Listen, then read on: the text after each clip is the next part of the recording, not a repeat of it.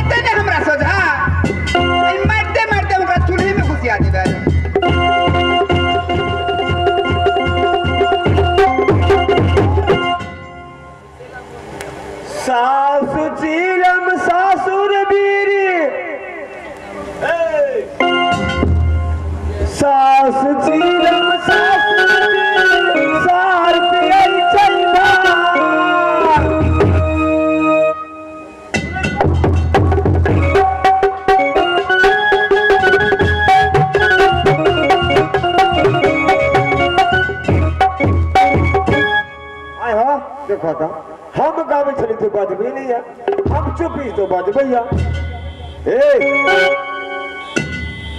सास चीलम ससुर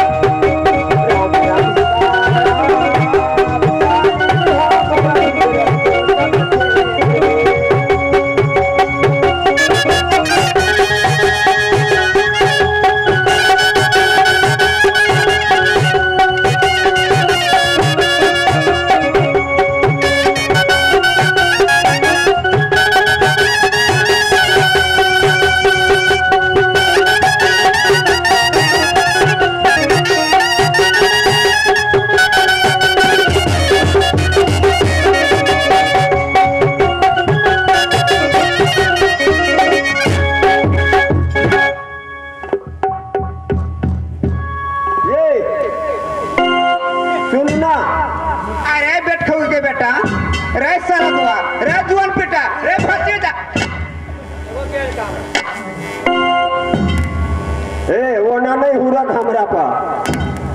तोरा मन में की हो से कहता हमरा? हमरा मन में की है? की मन में हो कहना? अरे हमरा छोटका बुआ के कही। क्या हो तोर बुआ कहता? या ई सौरा तोरा तो बुढ़ बुझाइए। को पछुआ है ते को बुढ़वा गेल है। ई तो बता, हाँ ये हम कतौ चल जाए छी तब बाबूजी के खोज के कहै छी कि लाबो ओकरा बजा कर, लेकिन हाँ। हमरा प्रति तो सोचे छी कि जवान भेले कि नहीं भेले। हम एकरा कथी सोचिए, हमरा बारे में तो सोचे छी। तेरा बारे में सोच कहता ओते पानी ढो ढो देसी टॉयलेट में। टॉयलेट में पानी धरे छी करे साफे कर लगे ओकर करे रहू छै। हमरो कहा पतिया ये लिया कनिया बियाह करबे हम हाजिर है। हां करबो की देखबी बियाह कर केन होई देखा दिया। हो इला जान हो मैं अच्छा ये लिया। हां आ तू हमरा से कहे जे बियाह कर डायरेक्ट हमरा बाबू से कहबै जे राजा साहब वहां पे हम बियाह करब त नहीं हेतै। रो बाबा मेरा गोल लगे कर लगो ना आ कतो चल जाइ छी त बोलो मोटरसाइकिल से लगा खोज के कतो जाओ मोटरसाइकिल से हम लाइन पे हमें रात से चले तो हमरा बगैर नहीं बनतो। तब बनते कि ना नहीं एक साल खा एक साल भूखले रहा ये लिया। अच्छा ये कहता हमरा कैला बोली ले से आप कहाँ ए मंत्री साहेब हाँ ये अपने के यहाँ कि एला बजे लिया हाँ हाँ कि देखो जय दिन में हम जन्म ले ली नागपुर में हाँ हाँ हाँ सही बात। और अपना हो नौकरी रहली बचपन से नहीं। हाँ आई के उम्र आई के दिन में हमरा कितने बरस बीतल होती कहू था? वह 12-13 बरस और उसे जता नहीं ये देखियो हम जन्म कुंडली नहीं देखने चलिए। हे रे मारा बहु टोपी उल्टा दे बहु टोपी पाता छिनके खिया दे बहु रोटी कैसे बकबक कर दे मोनी।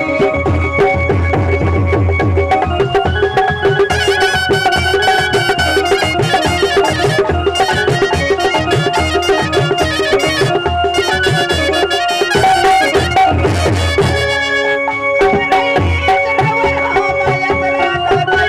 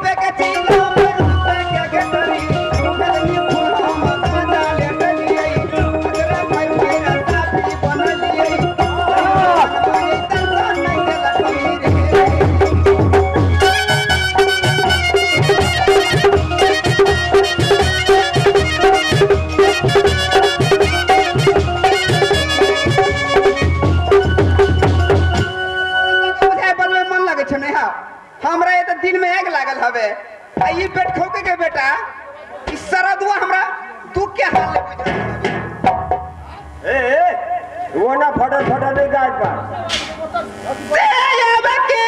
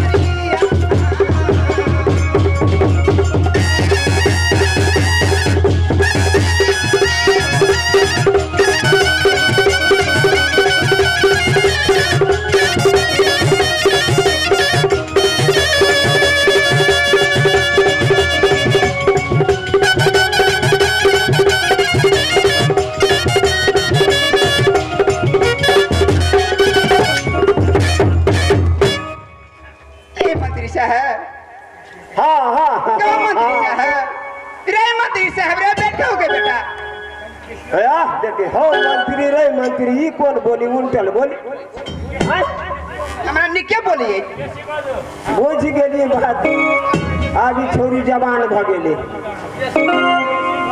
नहीं बुझल ये तुरिया चिते से छोरी कह दी राजा साहब ने नहीं कहबे बाबू तो खाल खिस के भूसा भ गेल आज जो बाल बच्चा है तो सरकार लगा ले देखे छा आप की कहियो छोटका बेटा ई छो आ जेठका एकरा बहुत दुलार से कहो बा ये सबको चल ही बोलू विदेश हम हूँ जाए रे बउआ बियाह कर देली खर्चा पानी चला अपना धिया फूटा के कहने हम जाबे करबो तू कट्ठा खेत रही कि नहीं हो दादा बेच देलियो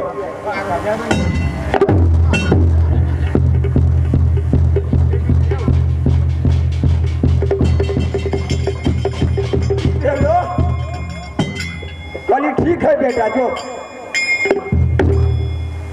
पठा दिलियो 10 दिन भेलो तो कही बाऊ हेलो हेलो बाऊ हम आब घर हम कहली तू रे ससुरी ई तो 10 दिन भेला कही वाह वाह हम कहले रे की बात है ये बड़ ताव लगे ही बोलू हमरा पौधाई के काम नहीं देना सोच रही अरे धीरे धीरे दूसर काम बदले तू रहना नहीं हो बा हो आबे छे हो बा आप की कहलू दुलरुआ बेटा है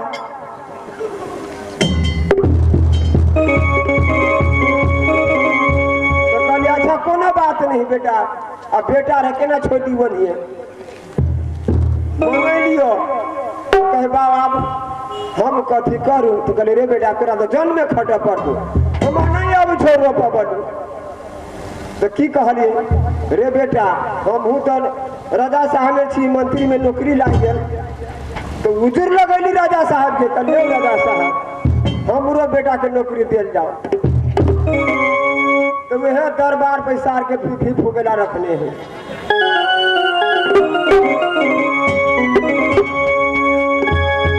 मंत्री साहब ये बड़ी नहीं सुनी छी जे हम कहे जैसे गौर लाग सुनू। हाँ हाँ कहो कहो कि नहीं कहो? ए जाले कहबे नहीं ताले केना हम पर तो छोट रही ना। हाँ आय के दिन में कते टका भ गेलिए? ए बार हमरो से न ए हाँ नहीं नहीं सही बात है बट झमेला भ गेल ये नहीं आओ समंदरी हो